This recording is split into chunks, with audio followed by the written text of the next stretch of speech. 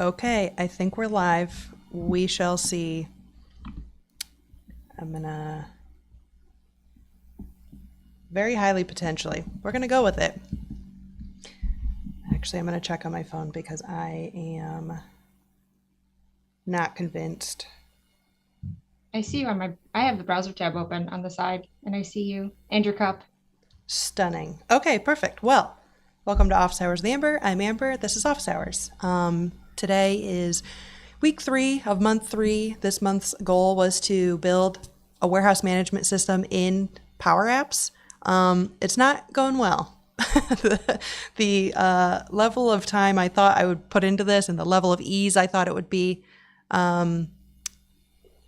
TBD. There's a lot of really easy things, and like PowerApps makes it super easy to use. However, the more videos you watch, you can see the more complex you can make it. And I overcomplicated it, and then I deleted the whole thing. So today we are joined, thankfully, by Ashleigh Roberts. I'm gonna do a little intro and then we'll bring her in.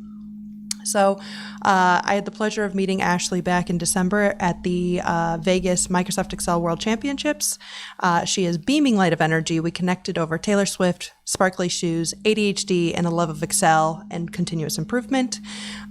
She is currently the principal product manager at Constellation Energy. She's been there since 2015. That's the quickest plug I had from your LinkedIn, so sorry. I'm going to let you do a better intro when you get on here. But let's see. Okay, I think it's working. Ashleigh, thank you so much for being here. Feel free to unmute yourself. Unmuted. Stunning. Okay. That's a scary thing to say, though. Like to ask me to unmute myself. This is dangerous. You're coming from the master of being unfiltered. You're in a soft, safe space. So, thank you so much for being in here. For those of you that don't know, Ashleigh is basically like wizard overlord knowing of all Microsoft Excel products. And so like every time I have a thought in my brain, she just knows it times a million. So today our goal, we've got a few goals. I've written them down myopically. And I can't read my writing. Stunning. Okay, so basically the format today is I'm going to show you my progress and my thought pattern. I'm going to ask you a few kind of wishes and desires I wish I could have gotten completed, but didn't.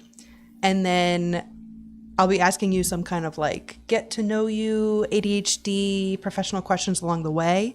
But first, I'm going to show you what the physical manifestation of this month looked like. So with this screen, this little girl is me, and this thing she's about to show her mom is how my month went. Let me play here. I sat here and posed for like 10 minutes. Let me see the product.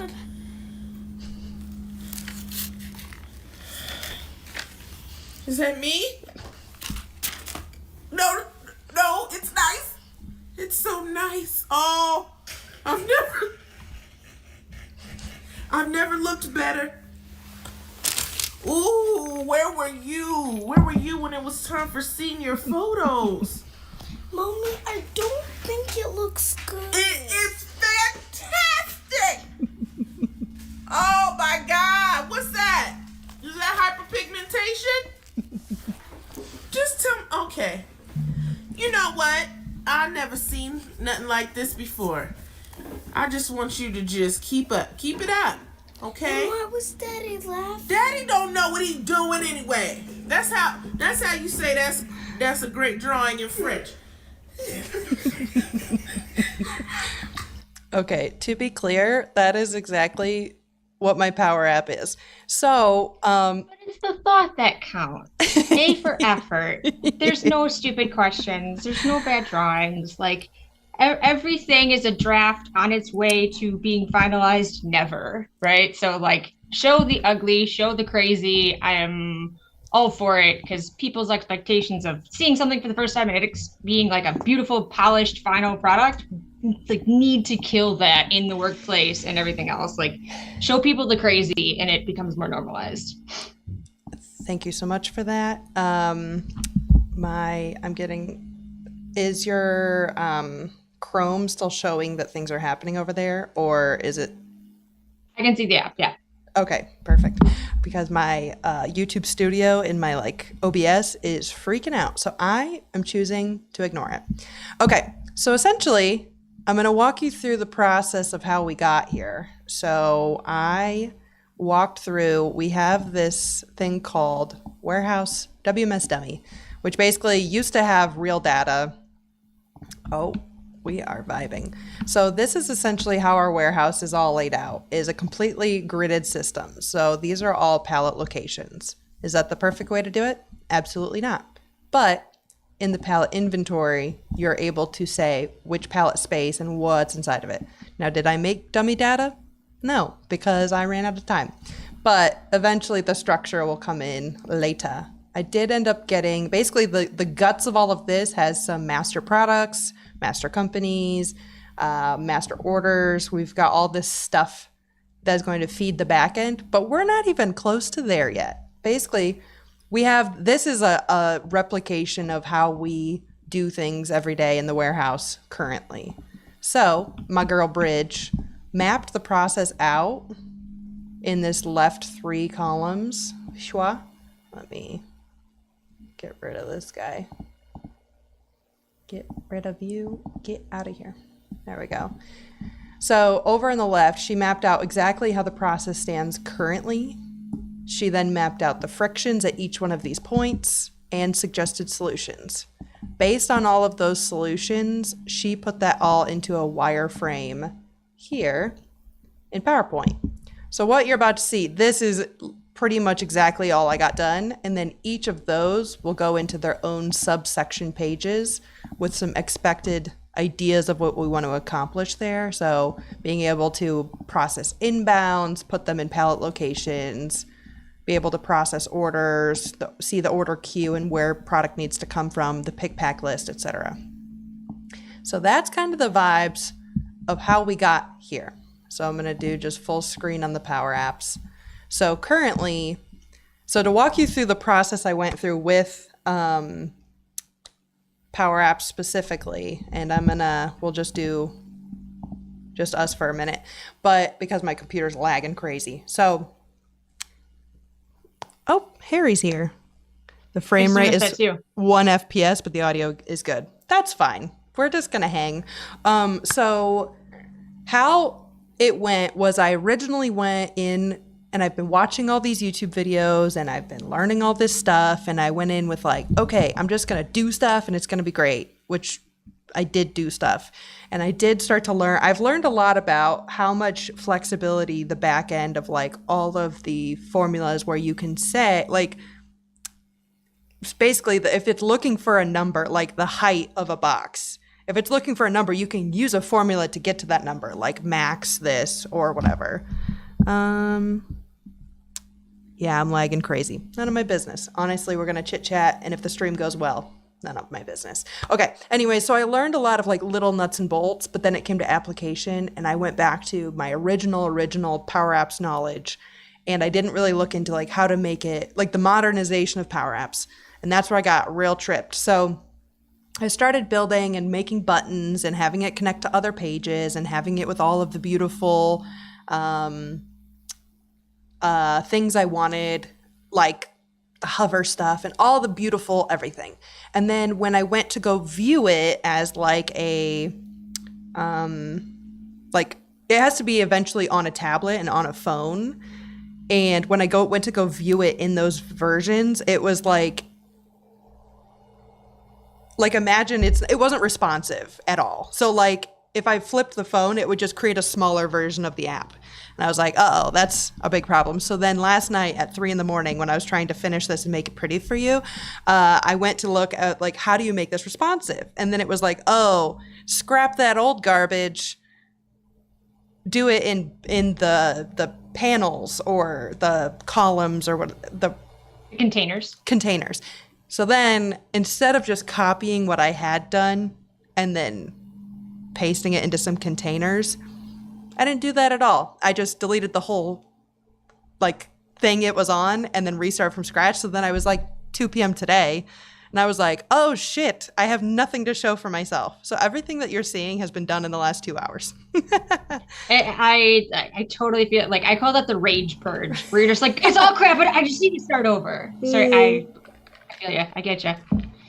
Yeah, so that's the preface.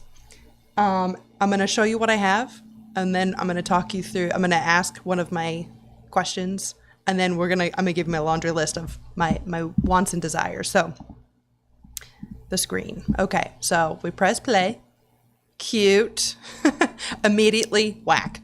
So if you click through to map, it goes to map. Now, going back to the original page, no button for that, but being able to just go to like lookup does that. Very cool. We've got 6 of these buttons. Oh, come on. We've got 6 buttons, and then they go to places. Then the other cool thing, so I've got a few preliminary questions. Is one, when I was doing it last week, I was looking at the you know how you can go to like hover fill, like if you were to go into here and go to the like properties, like fill, hover fill, all of that, and then link it to a style name, like all of the style variable, I'm not even gonna call that a variable, all the style names that I had. There's that, but then I was also looking in here and there was like themes. Yeah. How much have you used themes before? And yeah. Sorry, I didn't mean to cut you off. no, it's fine. They are very, very. Think of it like a beta piece of functionality that you see potential in, but you're not ready to use it in prime time.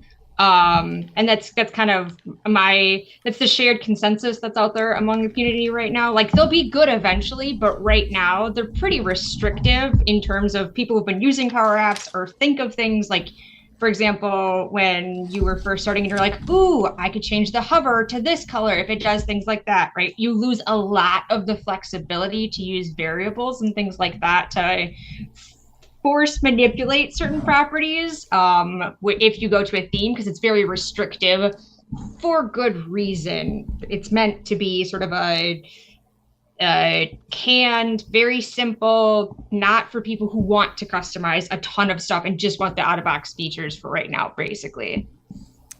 Stunning to know. I'm glad I put no energy into it because I had looked at it and I was like, oh, that'd be really nice. And then I quickly gave up on it. Okay. Yep. Delish. We love. Okay. Before we go into any more of that, back to us. Okay. So as a neurospicy individual yourself, how have you kind of either found balance, or what does balance look like between masking to fit operational deadlines versus respecting self-care and wellness and living within the means of your ADHD? So how do you either balance, or do you balance? I would say not making myself, I don't make myself feel bad anymore for the fact that I see deadlines and understand that I work best under pressure. So thing number one is like, is there even a deadline to begin with is always a thing. And even if it's the most simple request and people, you know, a lot of times people are like, hey, can you get me this? Yeah, sure. When were you, like, if you had to pick your ideal date when you needed it by, what would you say? Because oftentimes I think or assume people need it a lot sooner than they actually do. So where somebody comes to me and asks that, right? Like, hey, can you do this or whatever for me? I go, oh my God, they need it tomorrow. And when I ask them that question and force them to, right, what's your ideal time frame on deadline? They're like, 3 weeks. I'm like, oh, okay. Well, you know, so it's making sure that you're on the same page about things like that and not creating unnecessary pressure on yourself to get things done in a timeline that's not even in line with what they were thinking. So that's the first thing. The second thing is kind of what I started to say before. Like, I know I work best under pressure. So if I do pull, you know, I don't pull all-nighters anymore. That was college, but I'll stay up until 10, 11 tinkering after work because I have focused, you know, very condensed time that I can get a lot more done or learn a lot more because I don't have the day-to-day, distractions that I do during the workday. So it's a balance in that way. But, I also leave to take my dog to doggy daycare for an hour here and there, once a week or once every other week. So it's a balance in that way, but definitely knowing your strengths and weaknesses and not making yourself feel bad because you don't have a strength that the rest of the population or God, I forget what Jack calls non-neurospicy people, right? Normal, Vanilla, if you yes. will. Thank you. Yes, yeah, exactly. So it's not necessarily that it's a fault at all. It's just you understand that your brain works differently and you have to play to what those differences are. Because ultimately it's the outcome that matters. It doesn't really matter how you get there, but yeah. No, that's Long-winded, but touch on a couple things there. Yeah, absolutely. I think it's hitting on the point of like knowing your strengths and weaknesses, because some people have the brand of ADHD that sometimes works well with a lot of structure, and some people feel like suffocated and controlled by it. So it's always interesting to see kind of how people kind of come to terms with it, and also like respecting your own circadian rhythm with it all, because what I've recognized is I'm not meant to be up before 8 a.m. Like, I love it for y'all, but like basically from 11 to 5, I'm stunning, and then 7 to 3 in the morning. And that's my prime times. But if I try to do anything between the hours of 5 and 7, ain't gonna happen. Thankfully, that's when I've now understood that that's the time to lean into my like hobbies and actively rest, because I used to just be like, oh, I have this thing, I can't do the fun thing until I do the hard thing. And so my whole life just became the hard thing, and there was no fun thing that actually made the easy thing a little better. But I digress. Okay. Yeah. No. It's a great point that you bring that up too, because like I'm just sitting here nodding along as like, yeah, girl, like talk about the time frame thing, because you are so right about circadian rhythm. I am up at 4:30 every single morning, whether I like it or not. Doesn't matter what time I went to bed the night before. Doesn't like 4:30 on the dot. Vacation, normal life, like it's a curse and a blessing. But to your point, like it is my jam between 5 a.m. and 7 a.m. And plus, most of my coworkers are on the East Coast. My company's headquartered in Baltimore, so there's another hour difference there too. So it's one of those things where it's like, I get up, I get my shit done, I put a load of laundry in, I tinker, and in that hour or two of unbothered tinker time, I learn more sometimes than I do in an entire week of bothered time. So yeah, and the point here of all of this is I no longer let myself feel bad about. And there is no shame. There is no, like, it is just who I am. And I'm cool with that. Like that, and it's taken me a long time to get to that point. Right. But you're so right. Like you understanding the way you work and the way your brain works is heads and tails above, right? Anything else you can possibly do in terms of frameworks or, trying this new fad with timing or getting things done methods. Like we've tried them all. We've been there. At the end of the day, like understand how you think and how your brain works and build your life around that. Hell yeah. Retweet, sister. Okay. Stunning answer to number 1. Oops, wrong one. Okay. And question number 2 on my nice to haves list. So number 1 was making sure that I'm not losing something with the themes. Okay. In this circumstance, as you saw, when we go to the play feature and I'm to go into the phone version, now it's not showing here. If I was to flip it, it looks silly and dumb. So is there any words of wisdom on 1?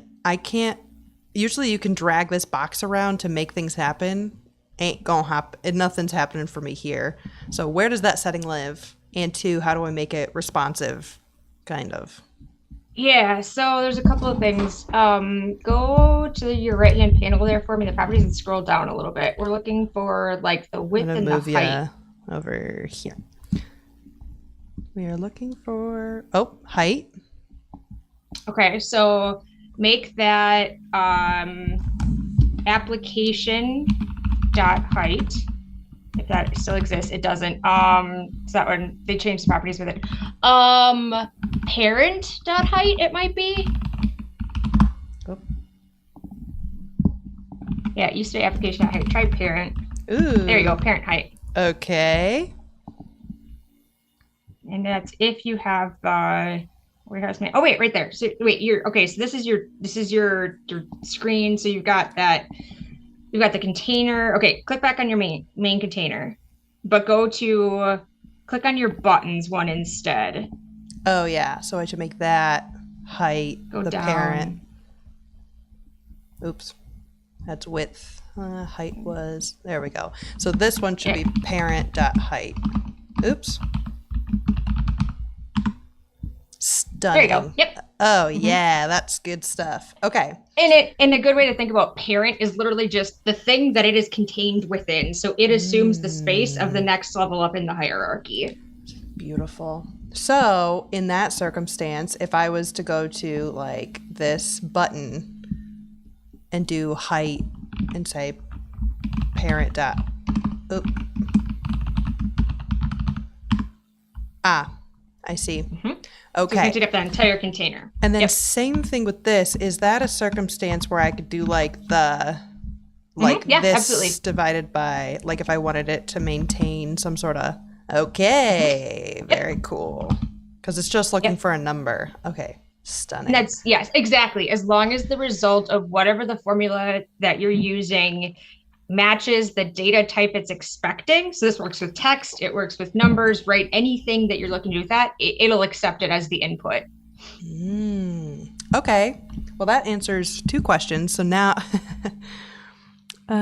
okay, sweet responsiveness. Okay, and then that would be the same thing with width. Would be like, well, whoops. Same thing with width. Let's put her back. I want to put the buttons. So if we do parent.width, and then, so in that circumstance, if we put it to, okay. So now they're all fitting that way. And if I swap it, oh yeah, nice.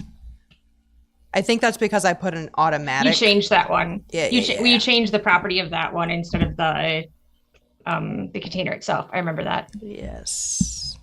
Okay, cool. Okay. Well, that solves number 1 and number 2. Okay. So we're going to toggle back and forth. Oops, I have moved you. You are now there. There you are. Okay. Okay. So question number 2 is, okay, kind of a not far off from the first one, but how has ADHD shaped or detracted from your professional experience? And now obviously the current version of you has a pretty good hold on it, but let's go back to like 20-year-old Ashleigh. How did it shape or detract from your experience back then? Yeah, so I will say when I'll just talk about, life in my current career, my current industry, in the energy industry where I am, right? I've had 5 different roles to get to where I am in portfolio management now, which is very far removed from, a front lines operational sort of role, if you will.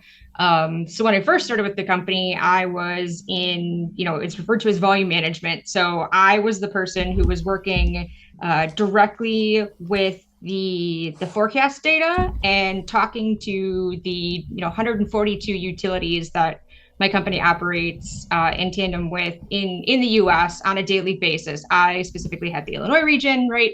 But what that meant was I had very strict deadlines every single day that I had to meet. So my schedule was make or break, right? There was not a lot of flexibility. So I didn't have a lot of room to let my brain wander to fascinating places, if you will, to kind of understand it a little bit better. I had to get things done. And so that pressure was naturally always there. So I didn't really think a lot about it.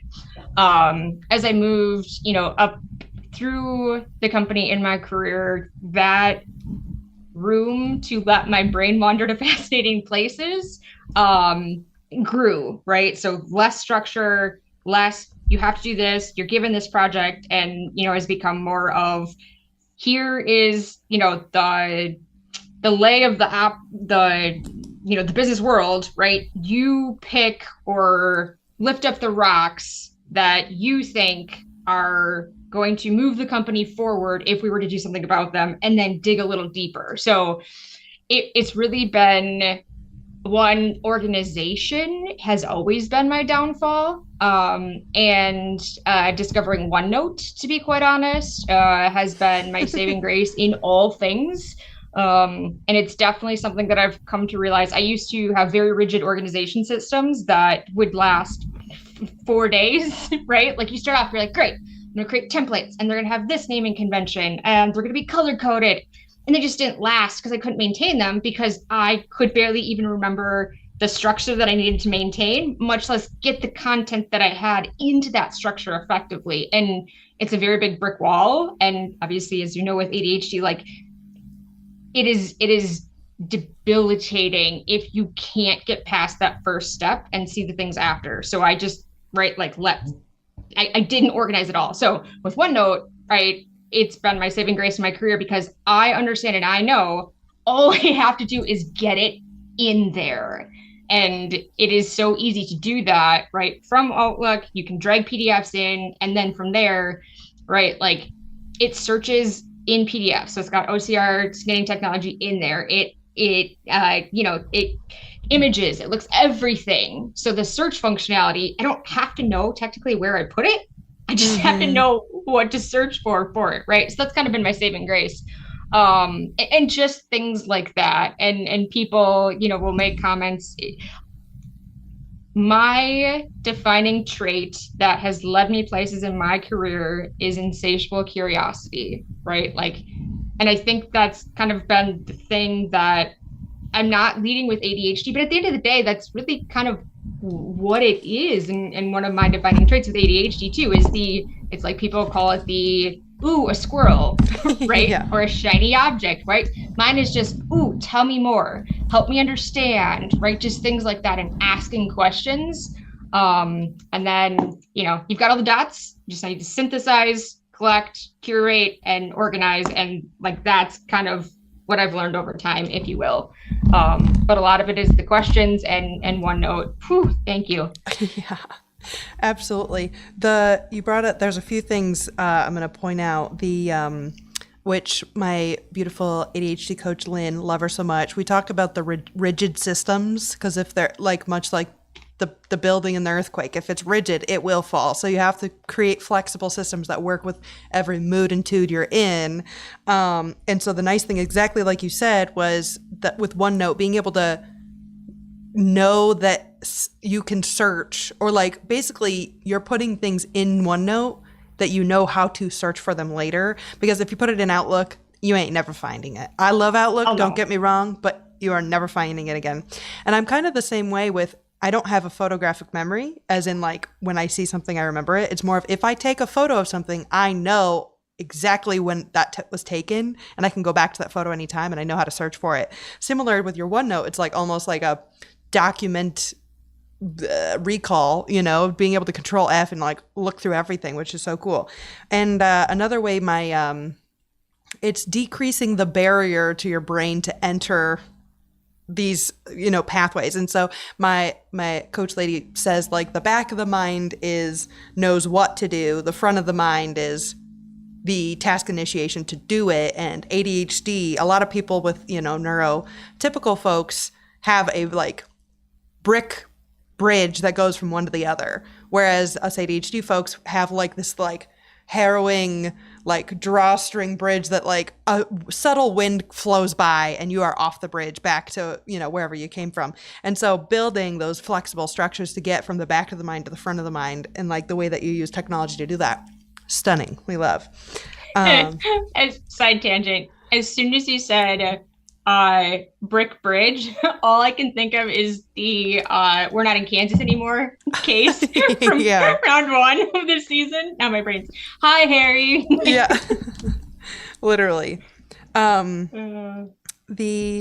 but the insatiable curiosity as well. And the funny thing is, you brought up at the beginning, like your original role or the beginning roles that you're in, is that you didn't have time to kind of let your mind explore into the other things. Whereas my mind almost went the 180 of that was like, because I knew the data could be automated, I could not put myself out of the shoes of automating it, which prevented me from learning the job itself. And so my curiosity to make things faster always will get in the way of me accomplishing the real what needs to happen. Now it's a little different. And like there's, I have a very much better understanding of priority. But Yep. It's funny bringing it up that way. And the funny thing is, I've also experienced the same thing is as I've gone into kind of higher levels of management at the different jobs, it's like the more room I have to let my brain noodle on things, the harder it is for me to get things done because there's no imminent pressure other than like the social pressure. And that's where I had to be like, oh, if I don't get this done by this time, they're going to think I'm stupid. And it's like I had to get out of that mindset because we don't move through shame. But I digress. Great answer to number 2. Okay, back to back to this. So my next question is, this is more of like a philosophical question in Power Apps is, let's imagine, so actually we're just going to go back to us chit-chatting. Where does the engine live? Basically, in Excel, and you've got Power Query that is the engine that pulls a lot of data together and does a lot of things. I've got, right now, how my engine is built is I've got the master product tables. So when I put something into the inventory, it'll bring in the company information, it'll bring in the pallet information, and it'll bring in all this stuff. In here, so if I'm to, like, let's say I'm to edit or receive an inbound, and I'm saying this, Banjo, relax. He just wanted to join. We've got a visitor. He misses me. Oh, I haven't seen him in weeks. Hi, buddy. He's like, yeah, I'm going to go to my chair now, please. Yeah, he's like, excuse, you stink. Okay. You guys match today. It's cute. Well, I used to dye my hair the same colors as his. I was a little obsessive for a minute, but he's got some good color to him. Oh, Jamista. We'll make out later. Okay. So I realized that I fit into every single little dog parent trope. I'm okay with it. Okay. Let's say I was to use this and there's an inbound form, let's say, or inbound, however the vocabulary comes out. Scan the barcode, it goes into pallet location, whatever. And then I want it to pull in all of the, like for that unique identifier, the UPC, I want it to pull in all the pallet information or like that item's information. Is that something that happens in the back end of Excel, or is there an engine inside of Power Apps that is like Dataverse happening? So here's what I would say is the best way to think about it is Power Apps itself is the great collector and unifier, if you will. It is the thing that allows you to take data from different places and put a pretty face on it that also happens to help you manipulate it or show things in different ways that, let's say, you might not be able to do in Excel, or it may be clunky. It's also not a good fit for Power BI because it's not instantly responsive, right? So like you can use Power Automate triggers in Power BI, but there's a round trip that has to happen in terms of, right, if I click a button, can't really input much. So all I can do is do a one-way sort of interaction with it. Click a button, it does something, right? Sends an email, which creates a row in a SQL database. Then I have to trigger a refresh on the Power BI data set, refresh the report, refresh the UI in Power BI as a user. And right, we're talking a minimum. If you're on a premium SKU, you can only refresh over 15 minutes. So you've got a lag and a delay there, right? Mm-hmm. Excel, you can do, as we know very, very well from MEWC, right? Like you can do whatever you want with it, yeah. But creating something and making something functional, flexible, and user-friendly that gets good inputs in order to create expected outputs, right, that's very, very difficult to manage. So PowerApps, right, you can use the same data set in all three of those places, but each of them has its pros and its cons. And the one benefit I see above the others, and it's not even a competition, right, is the ability to protect the end user from themselves, right? Like, if you think something would never be done, it will be done. Somebody will click something, right? Like, if we're talking in Excel, like somebody couldn't possibly do that. They will. It's not even a question, right? So with PowerApps, that's the biggest benefit that I see, is really being able to focus the end user and to show them and create the app and the screen in a way that has the least amount of cognitive load on the end user, that gets you the outcome that you need as possible, right? So, and like we talked about, right, that all starts with understanding the process first, right? You automating something that's a shitty process to begin with just means you're going to get bad data faster. So, understanding that. But anyways, the engine itself is just based on, right, what I would say, like, modern web technology. So it's what's considered a WASM stack, WASM typically. But then you've got, Microsoft's special sauce in there, with, if you will, in terms of being able to use like the PowerFX functionality and things like that. So that's custom language. But at the end of the day, it's all, modern web technology that's powering the engine, if you will. But the actual services that you can pull from are each their own standalone thing. PowerApps just knows how to get the data from them and send it back in the majority of cases. I think there's like 300 something connectors at this point to different services. So yes, the answer is usually yes. What's your question? Pancho, relax. So in this circumstance, like currently the way the data is interacting in WMS in my Excel sheet is, if they were to update a record, it needs to be sent to Excel, refreshed, brought back in. So there's no special magic in the back end here. This is purely to update records of something that already exists, or create and append records to like transactional, like a inventory, like if we're doing like an inventory count, being able to say this record was updated at this time with this information by this person, and then having a table that has that. And then the back end mechanics would be like, each day the pluses and minuses all get scooped up, or hourly they all get scooped up and totaled, and then that new day starts with a new information. Okay, cool.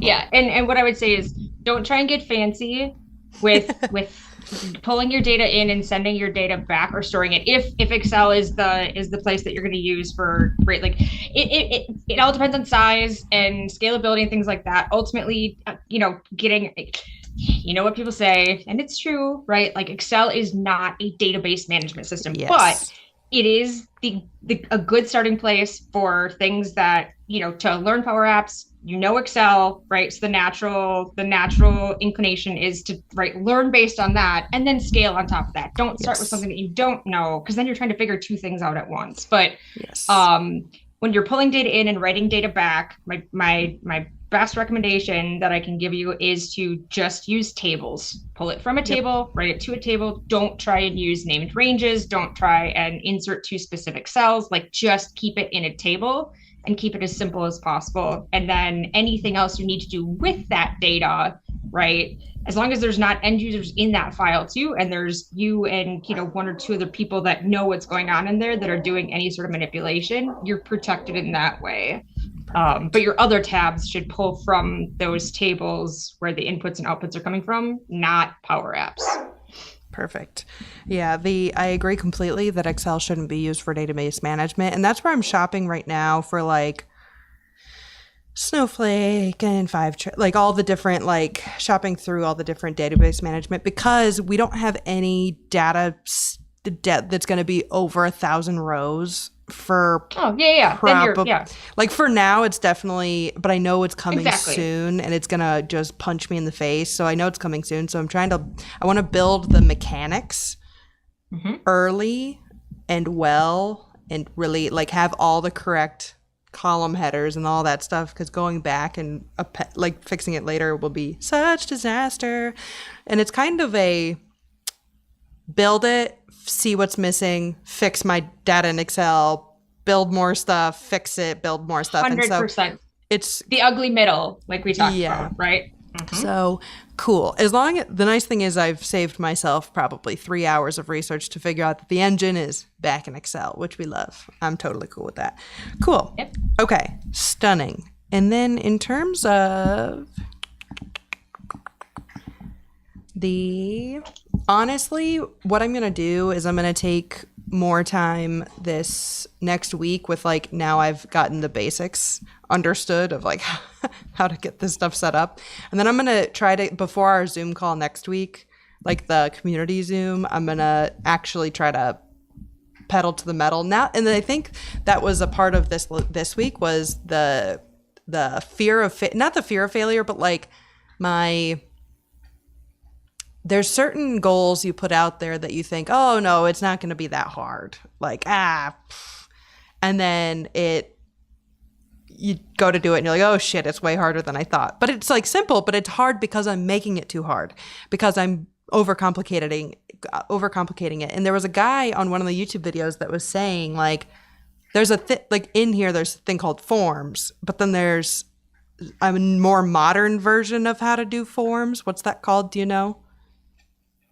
Honestly, there's modern controls and there's I don't know, they don't have a technical name for them. They're just the archaic controls, if you will. But I actually don't like using some of the modern controls because they don't have the same flexibility as we'll say vintage. Yes. the OG controls, if you will. So yeah, and that is another thing too, that there are 16 different ways to do exactly those types of things for everything in PowerApps. There's containers, there's Canvas apps, there's model-driven apps, there's, right, like all of this stuff. And they're not really sunsetting much of the old stuff, and they keep introducing new stuff, but there's not a lot of documentation for the new stuff. So it's very confusing to the point of just understanding, right, your screen flexibility and flipping it from, the desktop version to a tablet to a phone. Why isn't it doing? You probably could have Googled for an hour and a half and gotten 5 different answers on what to do. But just sitting with somebody going, hey, I'm trying to do this thing, right? Like fly on the wall. Oh, sure. This control, this thing. And I only learned that through pain, to be honest, the parent dot height and width thing. Like, so, there is a lot, and there is not a lot that is straightforward because there are so many different ways to do the same thing. And God bless you for saying that, because I'm sitting here and I'm like, this all feels very intuitive, but also not intuitive at all. Yep, exactly. And that's why I laughed during your intro when you were saying that too, because it was like, yeah, that's like the rite of passage, basically, when you're learning Power Apps, is that realization where you're like, no, I am a smart, educated woman who has my shit together. I know all these things. It is not me. It is this thing. Like, you know. And sometimes, the curse of flexibility, it is, right, confusion and when you have too much that things can do, sometimes it's not clear what it can even do in its most simple form, or the simple things are very, very difficult. So yes. Anyways, off my soapbox. I was talking to Emily about, she was like, well, what do you do with it? And I'm like, well, you could do anything with it. And it's like, that doesn't answer the question at all. And so, but like I was joking, I literally made an app and it sits on an old friggin' like Samsung Galaxy 7 tablet, I think it is maybe, but I have it just out to the right side of my patio door, so that, and it has one button on it, right? Like, and when my dog goes out, I push the button. When my dog comes in, I push the button again, and it's just writing date and time stamps on, right? Like when Hank went out and came in, so that and it may seem stupid to a lot of people, but to me, it's very valuable, because if he were to ever get sick, right? Let's say things that you don't notice a lot of times, how many times your dog goes out and how long he's out there, right? If that starts to decline and he's only going out once or twice a day, or he's going out faster, so right, like having that information, even though I don't need it right now, is super valuable. But if I had to friggin' write it down on paper, or God forbid, try and like, no chance. Right? And make it as simple as possible to get to the outcome that you need. And that's the value of it. One button, write to a sheet, date, time stamp, all that cognitive load is completely off of me. And that's the beauty of it. Absolutely. Okay, so we have a question from Harry is, what's the worst thing someone has done to accidentally break one of your workbooks? Oh, God. Oh. It's interesting because I would say a lot of times it was my naivety of what I thought somebody wouldn't do. For example, a button that to me seemed very clear on a tab on where and when in the process you should click said button. And right, it's like a macro that deletes some rows, shuffles some columns, resorts things, and then gets it into the format that I know that person could definitely not do without screwing up manually. Yes. So, right, you put the button there and it does it for them. Push the button when they weren't supposed to push the button. It deleted permanently like 3 tabs. Also, like wiped it. And this was back when, OneDrive was not a thing. My company's a Microsoft shop, if you will. So we're OneDrive everything now. Yeah. But, right, shared network folders that sit over on the East Coast. So the data transfer is also not right, like instantaneous. And I had no backup copies. I had tabs that existed that weren't supposed to exist. So like it picked up the macro in the middle of it. And instead of deleting rows and shifting columns, it deleted tabs and created with like weird. Anyways, yes, it is my fault, not the end user's fault, that I overestimated how explicitly and when somebody should click a sheet name. So learned my lesson after that, and insert step in VBA above it. If active sheet is not this name, do not run macro. Unsolved. Give them a hot box that just says, don't do this. Yeah. Similar, but a little different with that recent Power Query month I did. The funny thing is, it wasn't even an Excel problem. It was all the databases I was connected to. The guy who was managing one of the source tables added a few columns and didn't tell anybody.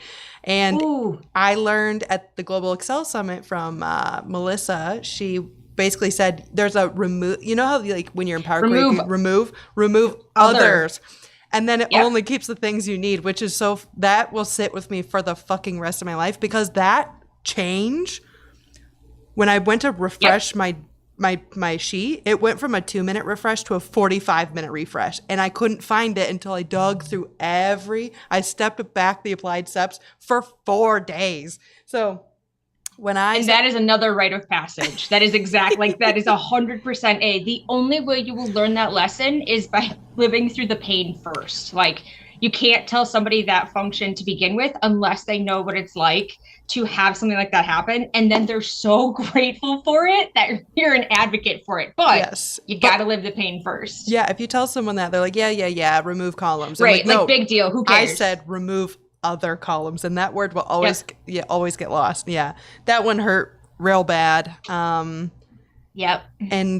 really most of my the accidentally break the workbooks is little stuff where I'm like, it's a lot of the times I highlight the editable cells, and then again, they just go full cowboy and go into this other part and then start fucking with stuff. And I'm like, how did you even get there? It's actually astonishing. So that's where you said something so critical. It was like the decreasing the cognitive load to accomplish a task and save people from themselves is my super high need for Power Apps to be a thing, because right now with WMS and like Excel, you've got half the people on my team that are afraid to touch it, so they're not ever putting anything in it, so they're creating more workload for the others who can use Excel but then have to patch up on the things. So I need everything to be live enough, and that's where this is really going to be helpful. So I'm excited this next week to take all of this, and I'm also going to decrease. I don't need this stuff, especially with Engine being in Excel. I need this to be an information collector and an information adjuster. Anything else does not need to be in here, and it's purely going to be the way that people interact with updating things. So cool. Okay. Beautiful. The last question I have for you, personal question, is who inspires you technically? Who do you look to guidance when you're stuck? Because what I've experienced in my previous roles, before I became in the know of the Excel community, is I was like, I'm alone. It's me, YouTube, and Google. And that's all I have. And even that is not helpful sometimes. So yes, wherever you look to for guidance. Because as much as I think I'm great, you're like 100x me. So like I can't even imagine what 100x you looks like other than like Dim, but like Dim and us have different skill sets in like industries. So it kind of sometimes doesn't overlap, but let it loose. Yeah. So I will say the people that speak to me the most are the ones that humanize concepts and things, right? Like direct example, one of my more recent favorites and go-tos that I've really clicked with is Mark Proctor's content, right? Oh, yeah. So like he doesn't do the clickbait titles on things, right? Like, so one of his most recent videos that I went, thank you God, right, for putting this out in a digestible, short, very real world scenario type basis, right, was using the group by function across multiple tables. And I'd been looking for something like that, and I didn't even think that it was possible to do that with that, especially since that function is so new, or was made, I'll say, one of the more modern, newer, newly available functions in the grand scheme of things, right? It's like watching things like that. And if I have the problem in the moment, I'm looking for things that help me at that time, right? And his just really seemed to do that. I'll say that on a like when we were in Vegas in December, I had an amazing chat with Oz DeSoulet, right? When we were doing the little like parade tour thing down the Vegas Strip, right? And it was just I've been looking at his content, reading his books for years, and just having a conversation with him about the advocates that he's had in his career and the types of personalities he's come up against and the things that, he struggled with.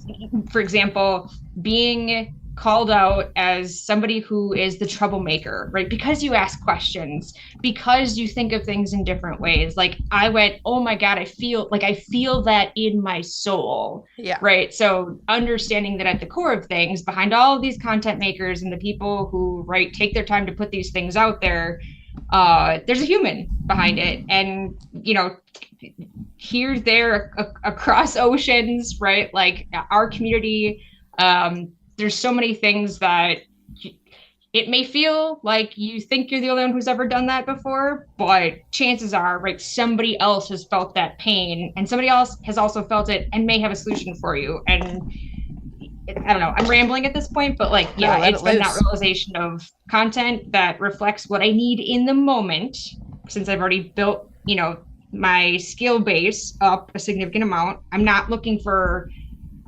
week-long classes or things like that. I need focused, targeted, build on top of my base, help me see or learn the things that I didn't think were possible or didn't know the question to ask, and that's my sweet spot. Absolutely. And I think that especially with all the modern Excel functions, I kind of if we look back at like college Amber Brain, I thought, oh, they designed these Excel functions with the anticipated result to be this. And I never took the time to realize that they probably didn't like design index to be paired with match. and then someone figured it out, and then now it's like everyone uses it. And so similar thing is I think it's kind of a fun little because of the Excel community we're in, everyone's pushing the limits in all directions with all these new modern Excel functions, and being able to see all the different ways that people are creatively using these things has been really fun to see, especially with Lambdas. And that my next 2 months are Let's and Lambdas. I'm taking them one at a time. So I'm going to actually just really designate some like reps, and I'm going to try to do like that's next month. We're focused on PowerApps, but like it's cool to see people pushing in all directions in that way. And I think that's why PowerApps month has been really cool, because I don't see a lot of that in the Excel community specifically, but I've been looking into like the Power community or Power Platform community. Mm-hmm. I've been looking more in that direction, because the things like the little tips around like height and width, like finding out you can put anything you want as long as it results in a number, you can do it. So like someone saying like you could do a count if in there, or like a count in there, and it could be at the size of whatever. And so it's little tips like that to push the bounds of what's happening, which I think is really cool. But like you said at the beginning, is the people that humanize it and like and make it targeted, because people, I respect the hustle and grind to sell their courses and do those seminars and stuff. We're just not the market to need those specifically, except for the active cell training, which Exactly. the best benefit of those is the people, and like connecting with more people that have had these issues. It's like the content's great, and I'd go for the content every single year, but it's really the people that keep me going back to it, even if the content was to remain the same. But I digress. We can ramble on about that later. But we have a very important... I think of it as like, sorry, one thing. Go for it. All of these things are just ingredients, right? Like the new formulas and functions in Excel, they're ingredients, right? Like you're creating the recipe. I know it sounds cheesy, right? Mm-hmm. But that's why the creativity that goes into it, people using things in the way that they didn't even know they could be used. All of these things are just ingredients. You're like, we can add nutmeg to the cheesecake? Yeah. I mean, I wouldn't, it's like, I wouldn't recommend adding, I don't know, soy sauce to your cereal, but hey, if like that's your jam and you want to go for it, sure. But that's the beauty of it, flexibility and creativity. That's where the community shines too, is in the creativity. Absolutely. Well, Miss Ashleigh, thank you so much for your help. I've gotten so much inspiration out of this. And the nice thing is I'm going to take this and go do magic. And then next week, I'm going to present my final findings. Because I also had to recognize with myself that week 3, like today's the 17th. That's only 17 out of the 30 days in the month, 31 days. So me trying to accomplish the world in 1 week is like a crazy move. So I'm going to see how much I can accomplish in the next week with all of this new tips and tricks. Appreciate you taking the time. But we have a very specific date with our girl Taylor, because she's about to be on the iHeart Music Awards. Hard deadline. We got a hard stop, as we say. Hard stop here in 3 minutes. But thank you for anyone who is watching in the chat. But I never know at what time the stream is going to actually close. So I'm going to very subtly press the stop streaming button